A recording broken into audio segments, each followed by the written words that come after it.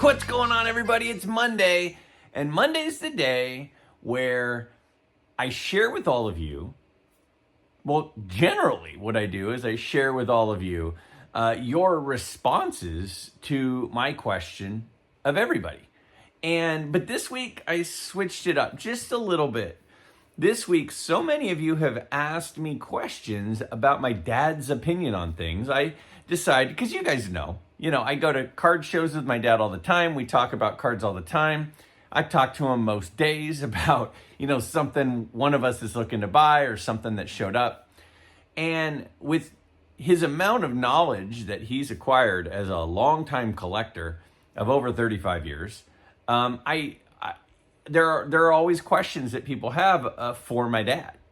So this week's episode is going to be asking the questions that you all had for my dad.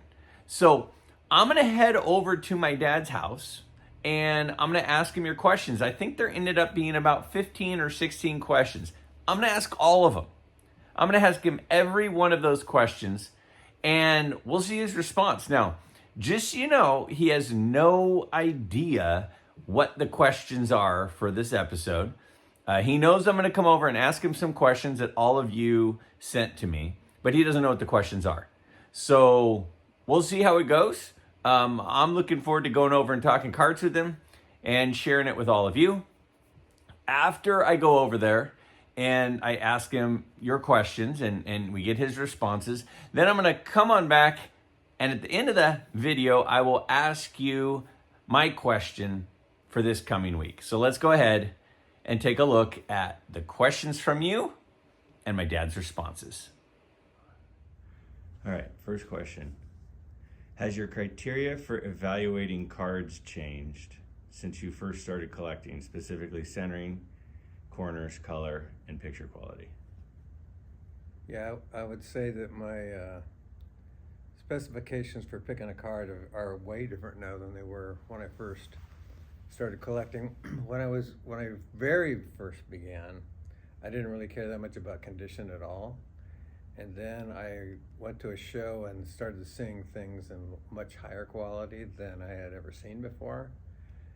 And there was a guy next to me and we were looking at this guy's cards and he had some really cool cards. I mean, in terms of condition.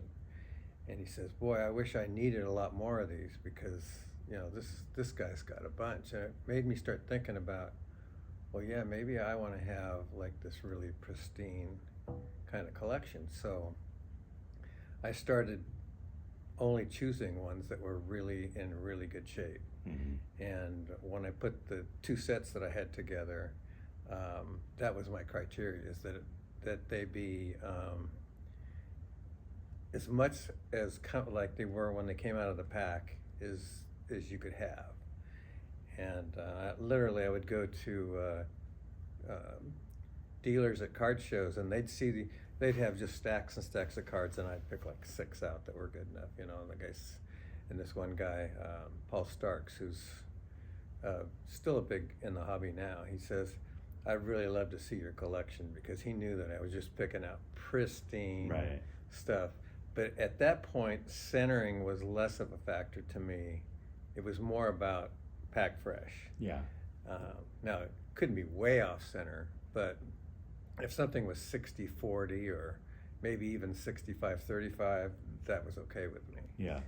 But then more recently, I've gotten to the point where centering is a much bigger deal to me. And anything more than about 55-45 is about as much as I want to go in most cases. Yeah. All right. In all your years of card collecting, is there any card that you never understood why so many people liked it or understood why it was so valuable? Like some card that everybody's all about and you're like, why is everybody all about that card? I'll give you an example. Okay. People either love the 53 Bowman Pee Wee Reese or they're like, what's the hype? I don't get it. Okay. Is there a card that you can think of that people seem to be all after and you're just like, I don't get it, or a set or something? There's sets that I think are really underappreciated. There isn't one that I'm thinking of right at the moment, a specific card that was something that everybody was going after. Maybe I'll have to think about that one a little bit. There's nothing that comes quickly to mind on that. Okay. I don't understand why people don't like 54 Bowmans more than they do, or the 53 Bowman colors than they do. Yeah.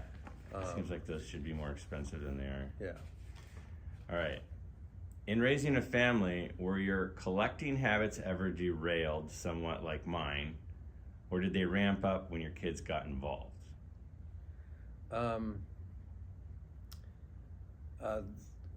fact that my kids started getting involved was how I started getting re-involved again. I had a collection when I was a kid, and then I didn't have anything until my kids were the age where they started collecting cards, and then I started seeing the cards that I had as a kid, and it was really weird because I said, well, I want a Mickey Mantle card. So I got a Mickey Mantle, 1960 Mickey Mantle, because it was the first one that was reasonably priced that I could afford at the time, because I didn't have like really any money at that point to speak of to put towards cards. So then I went like, okay, well, maybe I'll get all the Yankees of that year. So then I got all the Yankees that year, and before I knew it, I was putting the whole set together. It was like a disease that took over me. But again, I didn't have much money to work with, so I had to find ways to make money in the hobby so that I could buy things in the hobby. And because I didn't have the kind of money where I could splurge on anything. So I invented my own little ways of creating money through the hobby, either being a dealer, and whenever I made any profit from, that's the money that I could spend on cards, because I didn't have extra money. Right. So I literally put my whole sets together on basically other people's money. Right.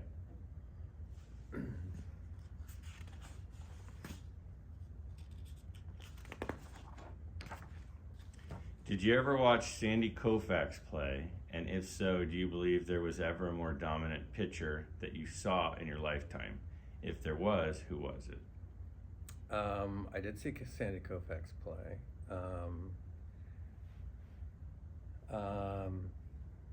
I think the most dominant person that I ever saw pitch was Bob Gibson. There was one World Series where he was just like, where he was playing against the Yankees. He was just literally unhittable. It's like, I don't know, it's like you should get a standing ovation when you fouled one off, because it was like, he was so dominant. That's the most dominant performances that I ever saw was by Bob Gibson. But Sandy Koufax, of course, was great. He won Cy Young awards when there was only one Cy Young award winner each year. Mm-hmm. Back in the old days, there was only one, right, from the whole league, right, and now there's two. So Sandy Koufax was, of course, fantastic. Right. What is the one most affordable rookie in collector grade, meaning 50's a 5, 60's a 6?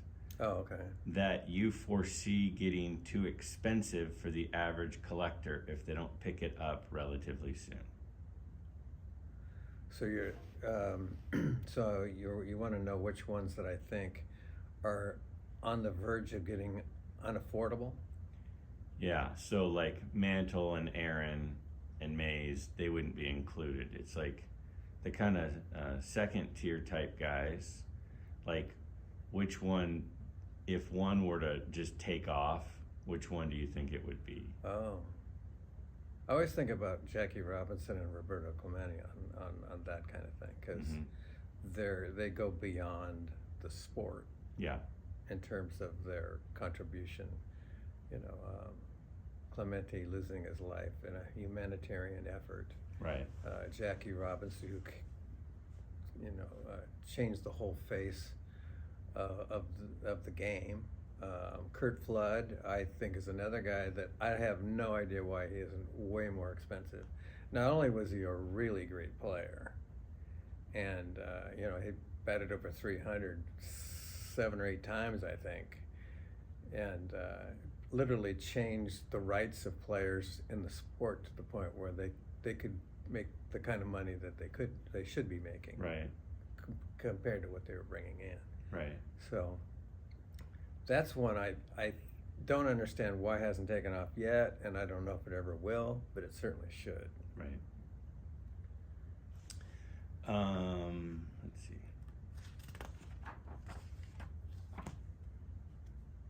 Some of these I know the answer to, and some of them I don't. So, what is the year and pack that you opened as the first pack ever?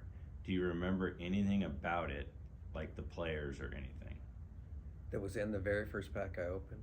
Or take me through the process of the first pack that you ever remember opening. Well, first of all, the first cards I ever saw were football cards. My brother had these football cards, and I decided that those were really cool. And so by the time I saw that he had those, the football season was over. So the next sport that was starting was baseball. So that's why I started with baseball, even though I loved baseball. But the very first pack I opened, I couldn't tell you any of the cards that were in it. Okay. But those were the 1958 set, because it was a 57 football set, which I still love. Yeah. It's just a great set. In fact, I kind of think it's like the best set. Yeah. And so that's what attracted me to sports cards in the first place. But so do you remember where you would buy your packs? oh yeah. There was a place called, a little 5 and dime place called Callahan's, in Fair Oaks. It doesn't, obviously it's still there anymore, but I used to go, and that's where I bought my packs of cards. So you'd like ride your bike down there? Yeah, it's about a mile, mostly uphill to get there. Both ways. No, it was downhill on the way back. But that's where, and literally I would go to every place, gas stations and stuff all over town, to find some place that had cards, because a lot of times nobody had any cards. You know, like they'd get them and then they'd sell out, and then you'd have to wait till the next time some came. So, there was about 4 or 5 different places. And again, I'm a kid that's like 8.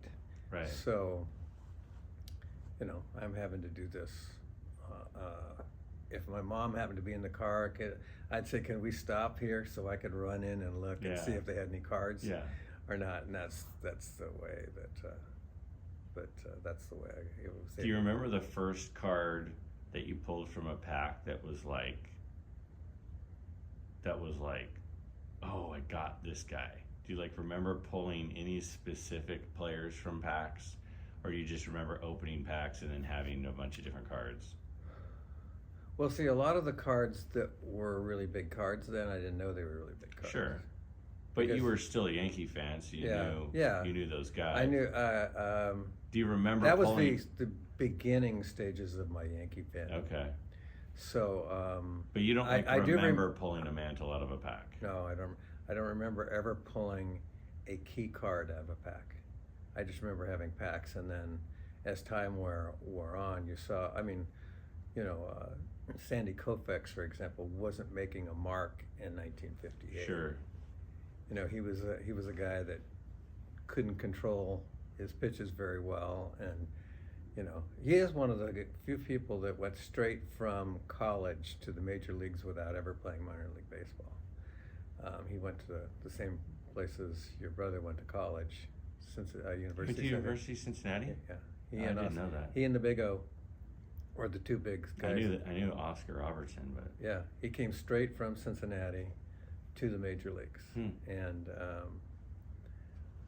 so anyway, I got sidetracked, but okay. I don't remember pulling any particular cards, and I was just at the stage where I was determining who I was going to be rooting for and stuff. It's like I got the cards because I thought they looked cool. Yeah. Not the point where I was so much into Major League Baseball that I knew everybody that I should be trying to get. Sure.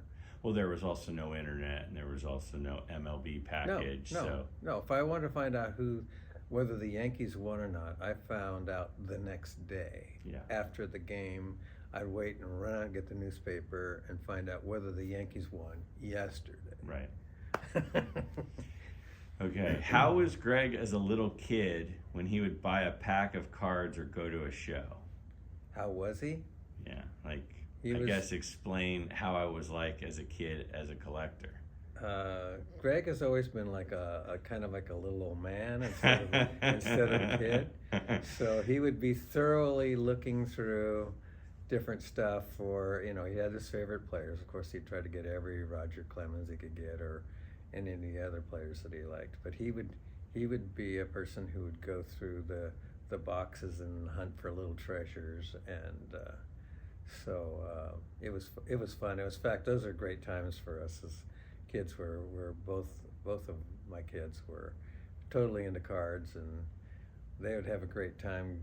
They didn't, and you didn't really have to spend a lot of money to get like new additions to your collection. You could buy a card for 50 cents or something, rather than what you'd have to do now to do it. But he very thorough, very methodical. Just like a senior citizen would be. That's awesome. All right. Do you collect any non-sports cards? And if so, which ones? I don't have any non-sport cards to speak of that I can think of. Do you think you have any interest in non-sports cards, or is it just... Not really. I'm so focused. In fact, I'm narrowing my focus rather than broadening it. Yeah. I'm going to entirely baseball. We're talking about maybe doing some card shows, and I'll probably sell almost everything that I have that isn't baseball at the shows that we have, because I'm focusing entirely on baseball. Yeah. So even some things that I picked up in the last year, I'm going to probably be selling, because there's some stuff that I really want. That whatever I can do to put funds together to get one of those cards is what I'm going to do.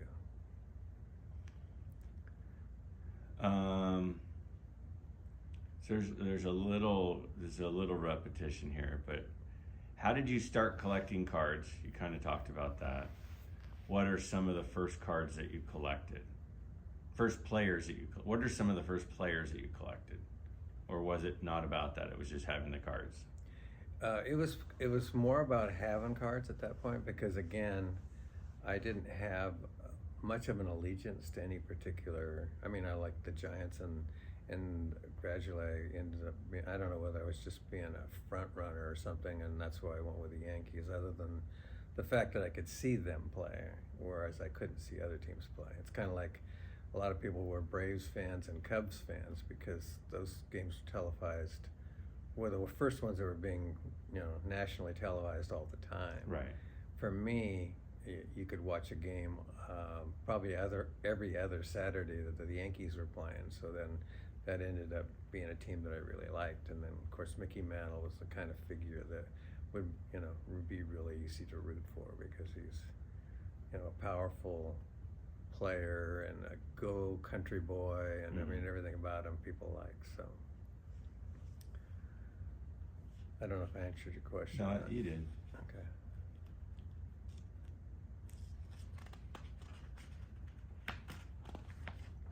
Okay, this is a longer question.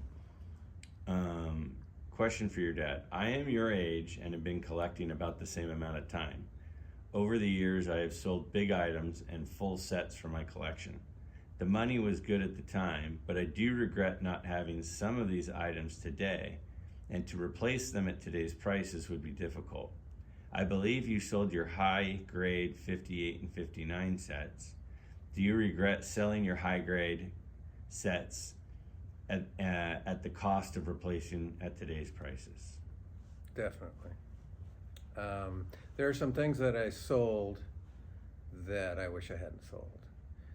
Like what? And it makes, I had PSA 8s and every key card from in the 59 and 60 sets, and several of the ones in the 58 set. Some of them I wish I'd kept. Some of them I don't have any regret for selling. So which ones do you wish you kept? Well, obviously I wish I'd kept the Mantles. I wish I'd kept the Mays. I wish I'd kept the Clementes.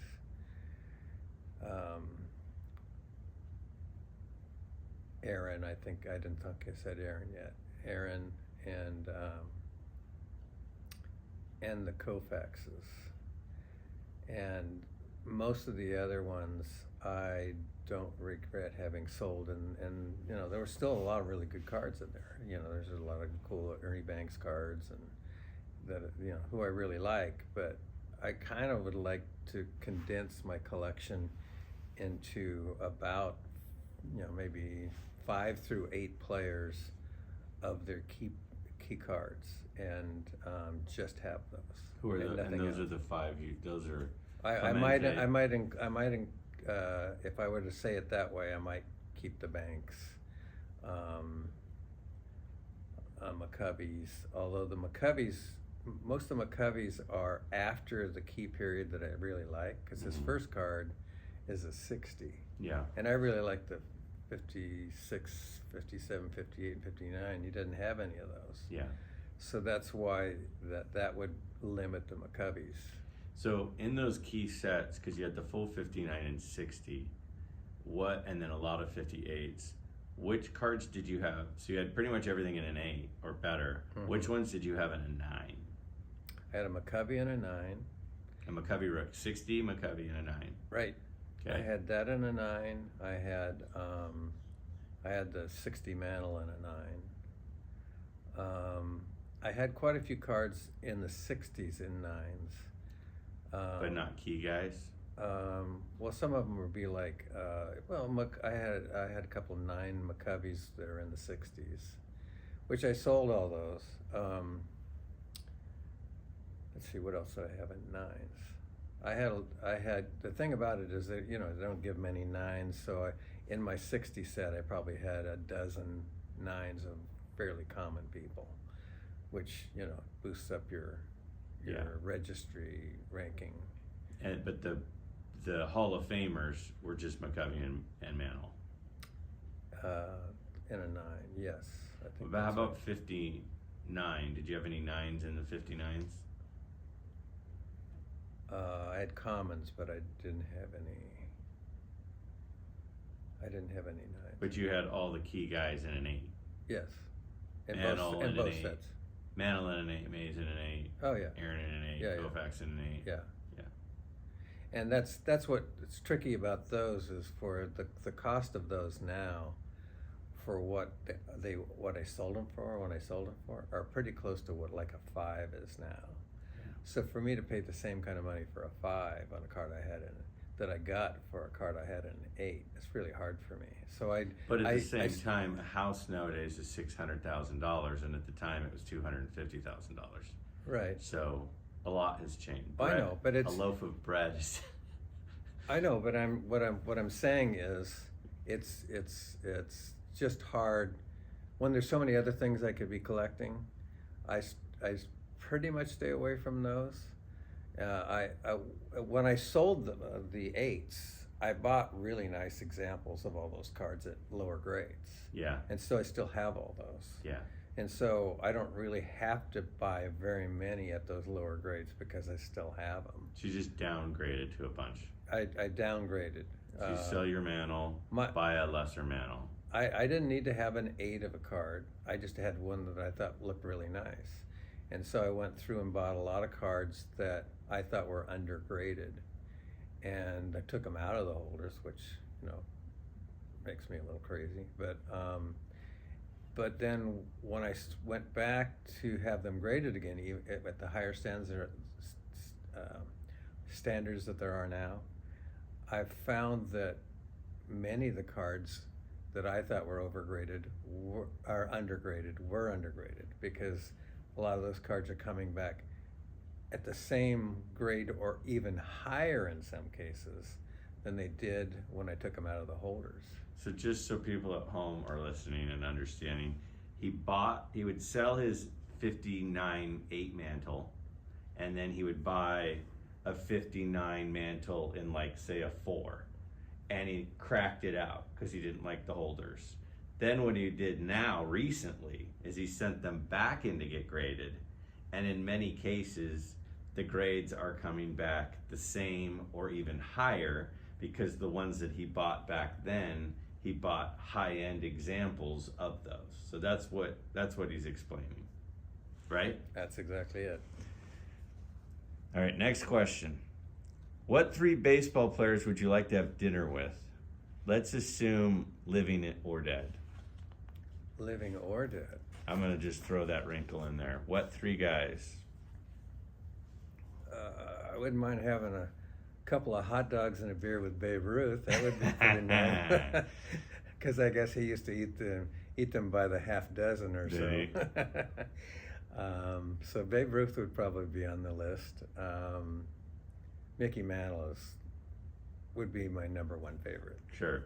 He's my guy. So it's Mantle and then Ruth. Right. Yeah, Mantle. For some reason, it took a shine to him really young, and he could do no wrong. So Mantle, Ruth, and then let's see who would be the next one.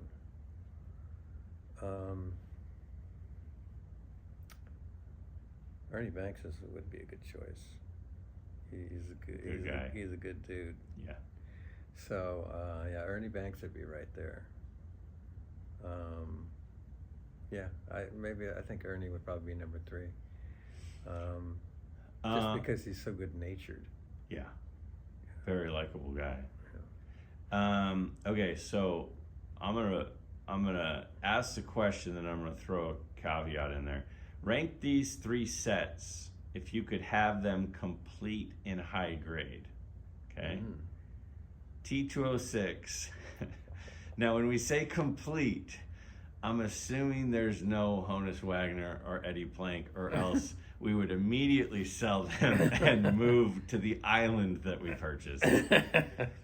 52 tops, again, a high-grade Mantle and 52 tops you could pretty much buy an island for, and then the 54 tops. So let's just assume that you could have just a nice example, but the prices were the same.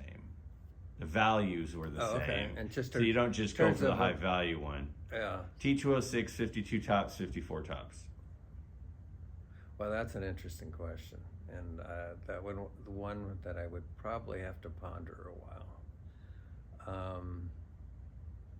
I think that this might surprise you, that the cards, I really like 54 tops. Yeah. You know, and I like the fact that they're big, and I like the way if you're talking about just the looks of the card. Yeah. I might go 54 tops, but anyone would be so amazing.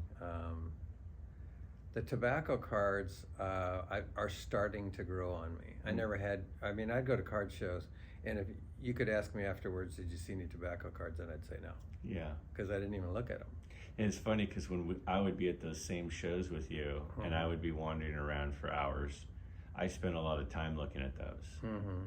I thought that the fact that they were smaller was cool. I thought the fact that one came in a pack of cigarettes instead of you buy a pack and get like 5 cards, I thought that was cool. Mm-hmm. I thought the story behind them was cool, but... Yeah, they're growing on me, and I think it's because of my influence or your influence on me.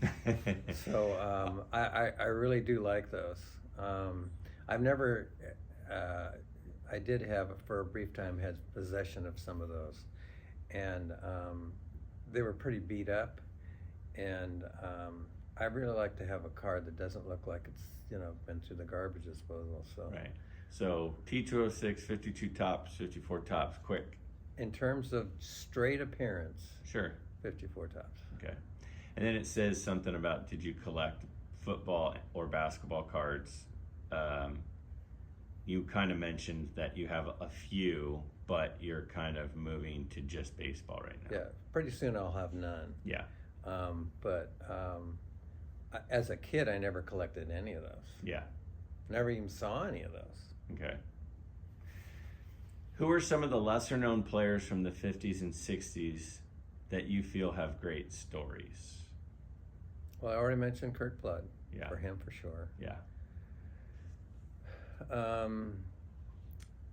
I think some people that are underappreciated, Richie Ashburn, I know he made the Hall of Fame, but he had more hits in the 1950s than any other player total, which I don't think a lot of people probably know.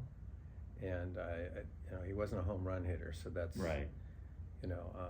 I like his story. Of course, Jackie Robinson is the ultimate story. Let's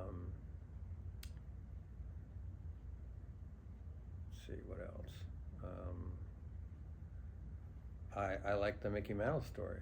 You know, how he, you know, almost he had health problems as a kid, and almost lost a leg, you know, because of his the disease that sort of ran through his family, and the fact that he, you know, that he went through that, and he went through a small town, and he went to the big city, you know, that kind of thing is, you know, I think that's one of the things that people, how they gravitate to him a little bit because of his story.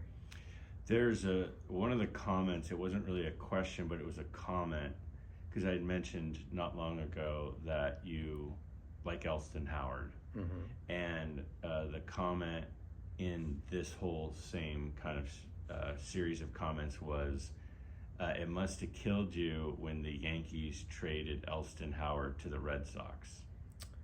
Yeah.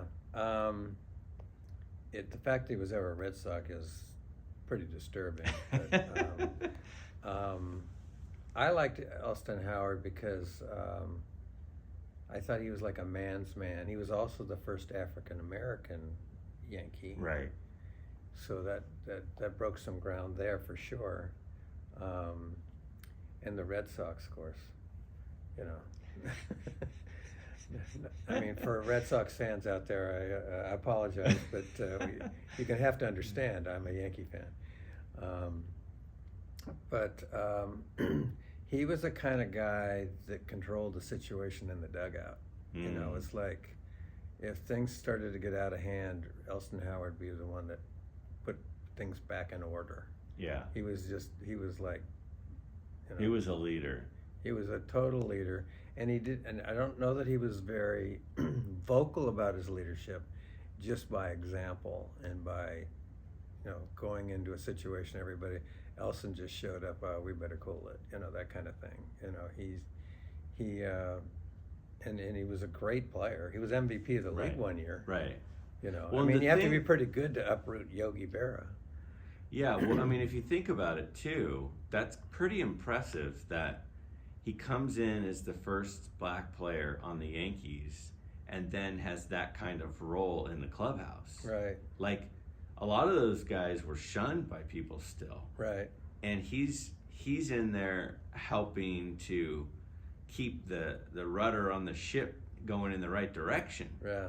Like, that's pretty cool. That is. Like, that's a story that, like, why his cards are not more expensive is crazy. Yeah. I mean, his rookie card is crazy affordable. Yeah, it is. All right. So 2 questions that I'm going to get a kick out of your response on. Who is a more knowledgeable collector, you or Greg? It used to be me. I'm not sure that that's the case anymore. Greg's knowledge spans a longer span of time because he's gotten really into the older cards. And I literally had some Tito 6s for a while, briefly. They belonged to, I have a sneaking feeling that some of the ones I sold were I sold them from somebody else because they didn't know anything about baseball at all. And I have a sneaking suspicion that I might have sold some relatively cheap for less than they were worth because I didn't know who they were, which Greg wouldn't have done. You know, he knows all those people now. So his breadth of knowledge spans a longer scope of time. Nobody knows much more about the late 50s and early 60s of baseball cards than me. Yeah. So if you talk about a finite area, I'm pretty close to an expert. Right. But when you talk about the scope of things like Gaudi's and Tito 6s, Yeah. I'm a novice. That's exactly how I would have responded, actually. If it was, we're talking 58, 59, and 60, like, there was a point where you probably could almost tell you if someone said, you know, who are the guys' numbers, you know, 35 through 40 in the set, you could probably rattle them off, and then you could also talk about the common printing flaws for each guy. Right. And the common cards that are off center for each guy. Right. Like to the point where high-end dealers didn't know that they had something. I could buy very nice common cards that were short prints that I could buy for $3, get graded, and sell for $300. He knew pop reports of all of those cards. Like the commons, he would say like, oh, this is a pop 2, so pop 1 or pop 2 or pop 3, somewhere in that range. So I have to buy it and grade it because it's going to be worth a fortune. Right. And the dealer there had no idea. Right. And in those days, it only cost $6 to grade the car. The thing that I'm good at is I have a really good memory with things that I see. Mm-hmm. So like I can see a set and I can tell you what set it's from really well, and I can picture the cards really well, and I can explain the cards really well. And when I was a kid, I pretty much memorized the Beckett, like cover to cover. Like I knew what every single card was worth. And that's, I mean, when you had no money as a kid, that was kind of worthless knowledge, but I had it, you know? But yeah, I think I know a decent amount about a lot of sets, and you know an insane amount about a few sets. Right. Yeah, I would agree.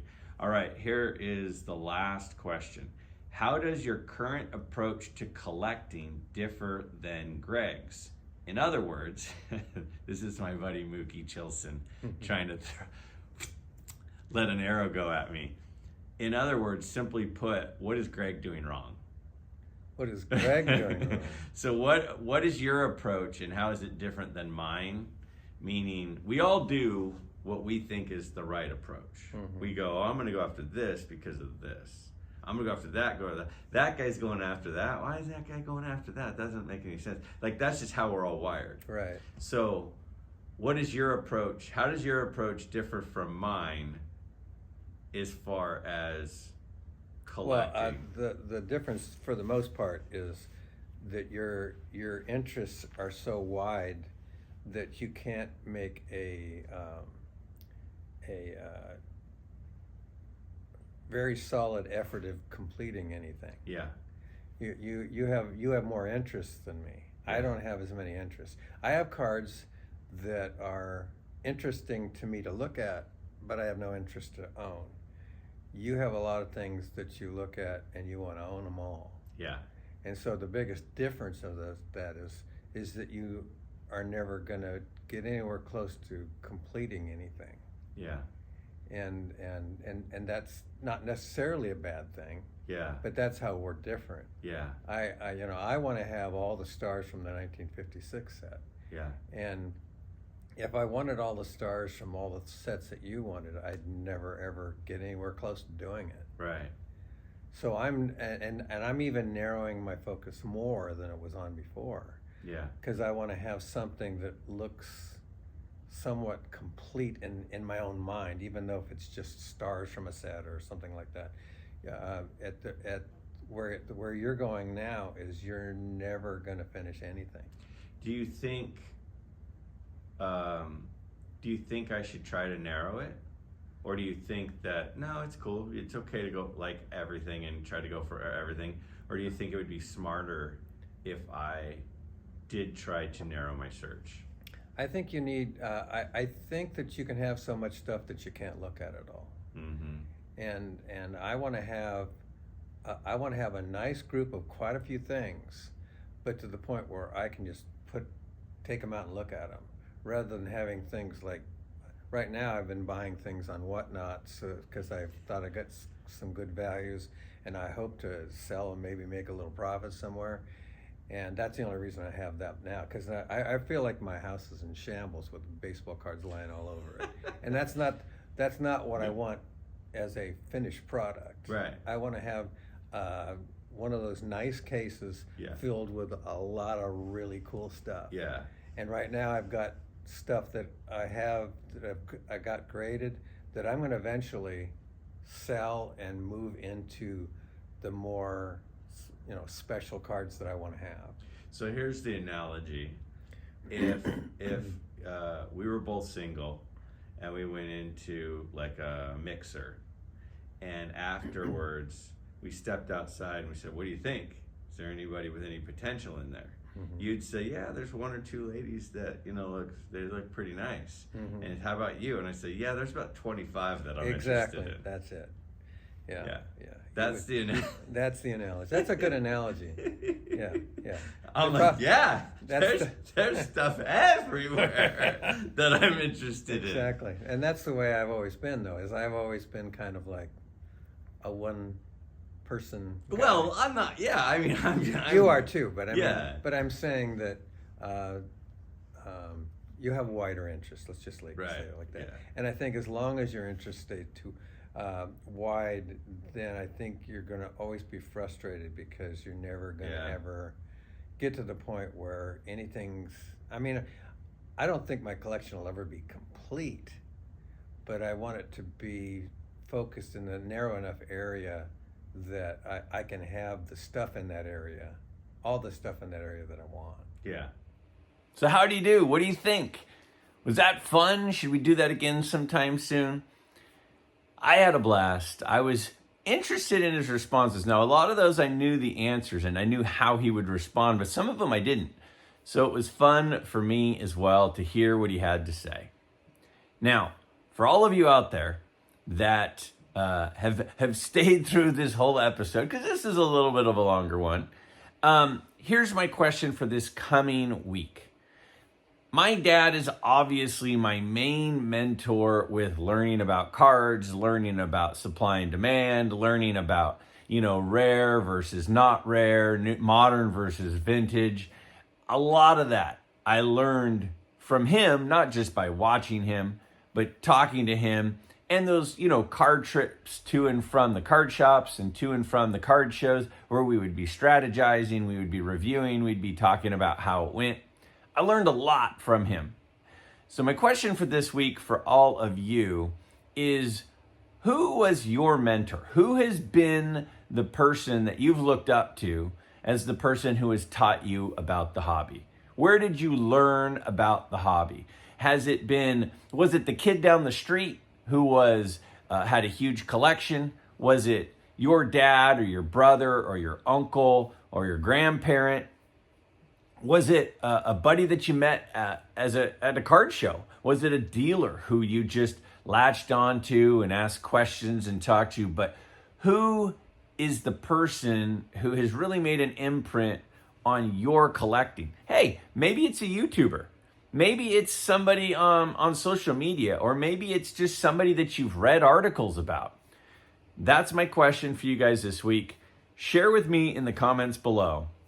Who's been the big influence on you and really taught you what you know and where you are in the hobby? Who's helped be a piece of that process and enjoyed the journey with you?